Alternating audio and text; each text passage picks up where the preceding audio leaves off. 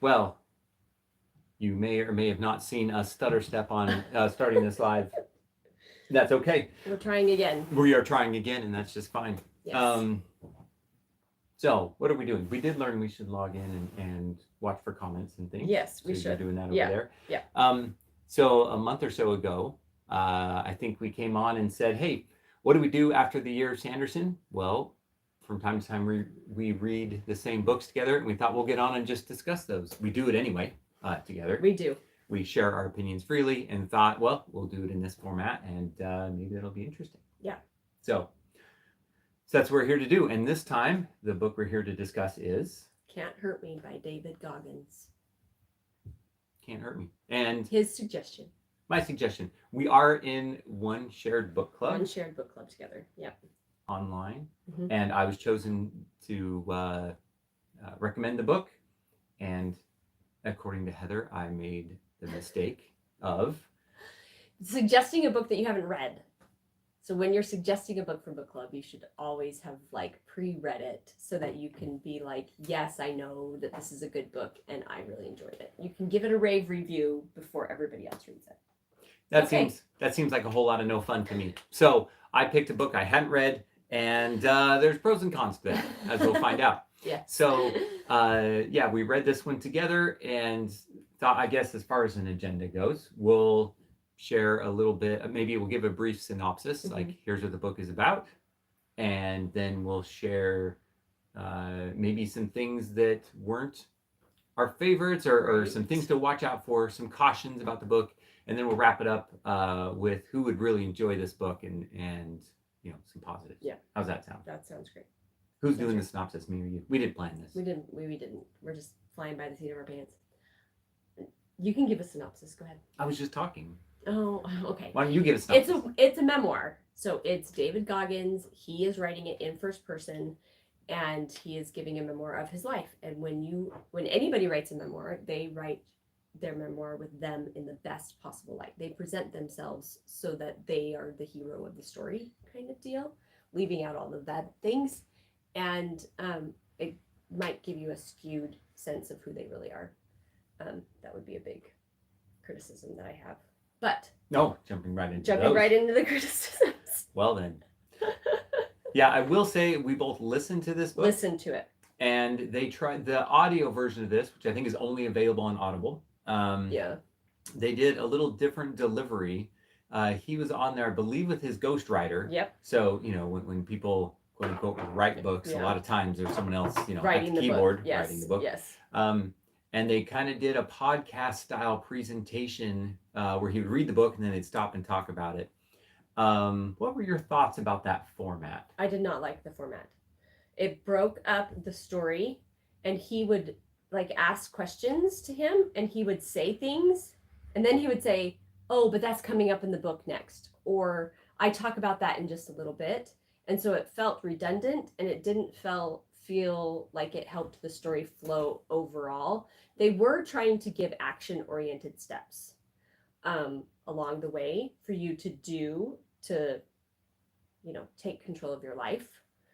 But I didn't like the way that they were presented in that manner. And that format of presenting sort of what they call it, action items, homework. They had a name for it. Homework, tasks. Anyway, that format was in the printed book. So they added that, but they added some commentary and stuff. They were trying to do, you know, a value add situation where you got more than was in the book. I agree. It kind of fell flat for me. Yeah. If I want to listen to a podcast, I'll go listen to a podcast. Yeah. If I like a book and want to hear more from an author and it's like a memoir, I would go find that. Yeah. Putting it together when I really just wanted to, you know, get to the book was to me not helpful. No. So that was one thing I wish they would have done differently. After I picked the book, in which so begs the question, why did I pick this book? Why did you pick this book? I'm in some kind of different business reading books, you know, business book circles, and motivational self-help type books. And this guy is a motivational. Our kids knew who he was. Type of guy. Yeah. Like, our kids are old. Our oldest, who is not old, we said, oh, David Goggins. Well, but they're adults. They are adults, married. And our oldest said, And- "Oh yeah, I know him," and he knew who he was and the physical things that he had done, and yeah. Right. One of I don't know if I should call him David or Goggins or the author. Goggins is a fun name, so points there. Mhm. Anyway, one of the author's achievements was in the realm of ultra running. Marathons, yeah. Yep, ultra marathons, and we have family members and people interested in the running community. So that was a big selling Yes, point. yeah, big selling point. Anyway, I would say, but yeah, one thing they could have done better is maybe not go for the podcast thing. Yep. You alluded to a concern about how he painted himself or portrayed himself as being a memoir. Tell us more about that. Right. What was So that concern? he's not like he's only going to talk about the things that he succeeded at. And as he's going through the book and granted he talks about the two times he fails becoming a Navy SEAL, but then he does finally succeed. And so for all of the things that he ends up succeeding at, you get all the times he failed before, but he doesn't talk about the 3 or 4 failed marriages that he's had, the relationships that he obviously is not successful at. And I feel like that he wants to say, look at how amazing I am in this one area of my life, but I don't let that go into the other areas of my life. And so you're not seeing, the kids among all of these women or all of these failed relationships along the way. And that just shows me that he really isn't this guy that we should be idolizing like he's portraying in the book. I'm not going to defend him. That's not what we're here for. However, as a counterpoint or as a question, well, I guess I will say in my reading the book, I only heard about 2 spouses. I don't know about 3 or 4. So the first one he marries twice. All I'm saying is I only have 2. I was just doing the counterpoint thing. Anyway, so there is that. I do agree though, he has done fantastic things in the area of personal achievement and personal fitness, and he obviously has a drive to win. Yep. There's often a downside to that. There's it's not a good saying, but bodies by the side of the road as he's trucking his way to success. Yes. Often when you see in high success individuals, it leads towards a very sort of self-centered outlook on the world. Mm-hmm. You may get some of that through the story. I'm trying, I don't know this guy. And if I did know him, he could crush me like a bug. So I'm not criticizing. I'm just going to say that, you might find some of that if you were to read this book. Another thing I noticed when I first chose the book and it went out there was an option to get a clean language version of the printed book. Yeah, you can only get that printed. It's not available audio. So when we started reading it, he started reading it before me, and he said, "You're going to have a hard time with this book." And I was like, "I'll be fine." So I started it, and I only made it 25 minutes in, and he had dropped the F-bomb 100 times within that 25 minutes, and it was a DNF for me. I took it off my phone. I was not going to read the book. I was like, if this guy can't clean up his language and elevate his language to actually be inviting, and the only word he can come up with is the F-bomb, I don't care what this guy has to say. And so I wasn't going to finish it. And then you said, you have to finish it. I might have guilted her into He it. guilted me into we can it. talk about that. And so I said, fine. So I took it and I made it 2.0 so that I could finish it in one day. I was like, if I'm going to listen to this guy spew F-bombs in the SH word every other time, then I'm going to shorten it to as little misery as possible. And so that's what I did. I finished it in one day. And again, not defending him. I'm just going to point out he's a Navy SEAL and he curses like a sailor. Yes, which makes me lose respect for our servicemen. Whoa. There's a divide here right now. I have all the respect in the world for our servicemen. Language aside, they're risking their lives. They are risking we their may lives. feel differently about that. That's okay. We don't agree on everything. But I will say, in the book, at one point, he, with his narrator, with his ghostwriter he's talking with about this, Mm-hmm. that guy gives him a pointed question about his language. And obviously this is a criticism he's gotten before. Yeah. he did give a what is a pretty obvious cop-out answer. Yep. He's all about achieving things in his life and becoming more and not accepting barriers. And if he fails at a world record at pull-ups, he's just going to try He's going again to keep doing it until again and again. he's got his hands shredded and all this stuff. And he doesn't have the internal fortitude to clean up his language. That if you ask him to do that, you're asking him to change who he is. Change who he is. Yeah. I'm pretty sure throughout the book, I heard him change who he is as he went through the SEALs training and running and all the stuff. So yeah, kind of call foul on that one. So Mr. Goggins, before you crush my skull for saying this, I highly recommend you think about the next challenge in life. Maybe is some of the language choices you make. Yeah, I would have enjoyed it much more if there had been an audio that was the clean version, but there's not an audio that was the clean version. And granted, we don't hang out with a lot of sailors, so there's that. No. Okay, so those are any other sort of main high-level criticisms and or things you want to get off your chest about, concerns about this book? No. Mm-mm. Those were my main criticisms. I will say that the language and how he portrays himself was a huge distraction to what he was trying to say. And when I was looking at quotes that came from the book, I was reading them and I was like, yeah, like this is really good and this is really good, and you lose that in the telling of it. Because of the distraction. Because of the distraction of everything else. Yeah. I'm going to kind of throw out one. This was kind of an aha moment for me, and it was kind of a risky viewpoint. Early in the book, he talks about some abuse from his father, and obviously those abuse stories, whatever language is used, are heartrending. Yeah. And no child deserves to go through that, and that's a tough part of his story and a part of what he overcame. 100%. And I respect that. That's great. What is interesting is when you look at that and his dad's approach that led to this really hard, sort of abusive dynamic in their family, in some ways is similar to the hard approach he took, now maybe in a positive direction, but the apple doesn't fall far from the tree. They both were totally driven towards goals and other very rigid individuals. Yeah, somewhat rigid. At least this is what I get from the book. I don't know either of them, but fairly rigid. And again, bodies by the side of the road. It doesn't matter, physical ailments. If I have a hole in my heart, if I have broken legs, if I drown in the bottom of the ocean, any of those things. Of the stuff he did is phenomenal. Yeah, I didn't mean that as spoilers. Those are all just random things that might happen. That he might have done. But, that takes a certain kind of driven mentality, and you can see the connection between those two. Yeah. I'm sure if I were in his shoes, I would not probably embrace that connection.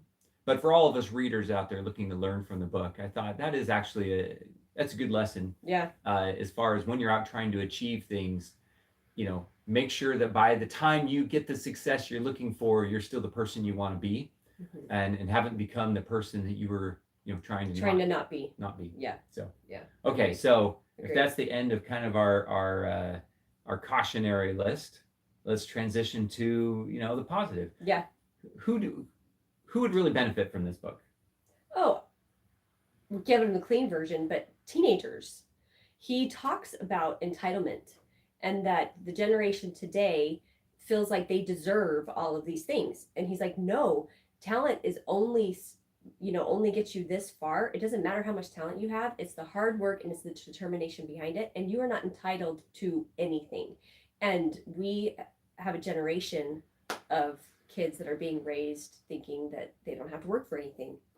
And he, for good or bad, he does present it that I think kids in this generation actually would take the way that he presents it. And he does speak in schools, and he does go and do like recruitments and stuff for the Navy, and he's very motivational in that way. And I think kids today would benefit from reading his story and how he overcame stuff. No entitlement from him. Yeah. And I can only imagine him in a recruiting situation at a school. I'm sure they make him clean up his language a little bit. Oh, for that. they would have to. They Somewhat, would have to. not Yeah. 100%, Yeah. but anyway, that's an Yeah. interesting question. Yeah. On the side, but with, let's say, the teenage male persona, on average, he gets a lot of okay, this is an old school phrase, but a lot of street cred, if you will, Yes. from his accomplishments Yep. that I think can positively impact kids and youth, and make them think about the trajectory they're on and what they can do, and give them confidence to go try things maybe they wouldn't do. Yeah. And I see that as super positive. Yeah. I think Yep. that's a big message. Absolutely. I mean, his physical accomplishments, I would not consider them motivational for me. I felt like it was more like self-masochism. Like he, like what was he trying to achieve, and who was he trying to impress, right? Like I feel like there was a level of he was trying to sock it to his dad, and so he was going to do all of these things when he could have just been, I can live my life how I want to live it, rather than being motivated by this external force that was obviously very abusive to him. I don't know. There's a lot to unpack there. That is a good point, though. This is a little bit of a side point, right? The danger of a strong motivational speaker is whoever that speaker is can influence the audience to think that is the path to success. Right. Instead of saying this person was successful, I'm going to find my own path to success. Right. And a couple times I get the sense it was, with the help of his ghostwriter and probably his editorial team. He did try to make that point from like the foreword, the beginning of the book. He says, I'm not trying to be a hero. Yeah. And I can appreciate that. I think that was genuine. I think that was genuine. Trying to kind of, dodge some potential problems there. But that is a challenge, right? If, you may not want to go do some, do a ultra triathlon, whatever, Ironman thingy in the ocean. And so, with a hole in your heart. Yeah. How can you, how do you apply this story to yourself? Mm-hmm. But I think that demographic, achievement-oriented youth, yeah, or maybe the youth that need that achievement-oriented viewpoint to kind of latch onto something, I think that's a big one. Yeah. I'll share one again. How I found this was through business circles. Entrepreneurship and often business in general is just based on guts, and it's not talent necessarily or some of those things. It's like, are you going to go make something happen today or not? Yeah, it's your willingness to put forth the work and the effort and take the risk. And he took the risk, and he knew how to work really, really hard, and he had a natural drive within himself, and an intrinsically motivated person. And it was remarkable, the stuff that he accomplished. So I do think that's another demographic, another group, business community, whether you're a business owner or working in, some sort of organization, and, thinking hard about how to get to the next level and what it would take, listening to this might get some of that motivation going, might help you make some commitments and overcome some things you're dealing with. Yeah. Yep. For sure. Cool. For sure. Any final thoughts on this one? If you're sensitive to language, don't listen to it. Buy the clean version and read it, and then you can get the gems. I have a few quotes, but they're long, but that's my suggestion if you want to read this book. Yeah, I agree obviously with that part. I would say it's worth a read. If what we've said here on the pro side speaks to you, you should pick it up and give it a shot. I do think that give it a read, but I almost want to talk about a book about commitment and say don't commit too hard. Be careful how much you apply and what your goals are. Yeah. There isn't a lot of balance in he his has story. No balance in his story. And so the success he shares is not success by all measures. There's another book by Clayton Christensen called how you measure your life. How to measure your life? Something And along those yes, lines. and I feel like that's a much more balanced across all areas of your life rather just one. Even though they're vastly different, I'd rubber Yes. band those two together and say, either right before or right after. Oh read, yeah, that would read be a Christensen's great book and compare and contrast yeah, between the two of them. because Yes.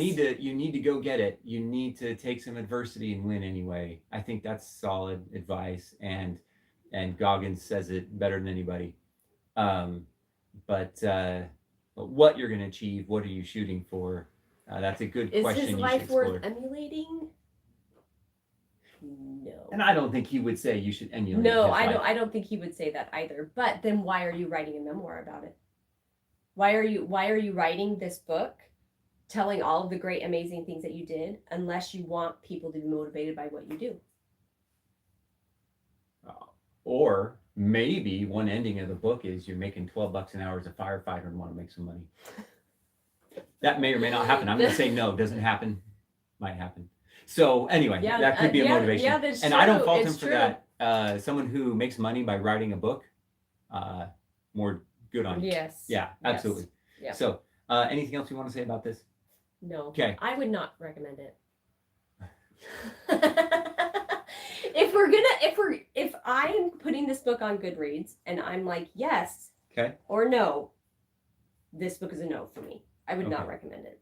But you did just say who you thought might want to. Yes. Okay. Yes. Fair enough. Yeah. I feel like I've said my piece. Do we know what our next book is or no? I don't think we do. No, we'll find out at the end of next week what our next book is. Well, but what our next book? Oh, it might what not be book? that next book. I don't think we have a book.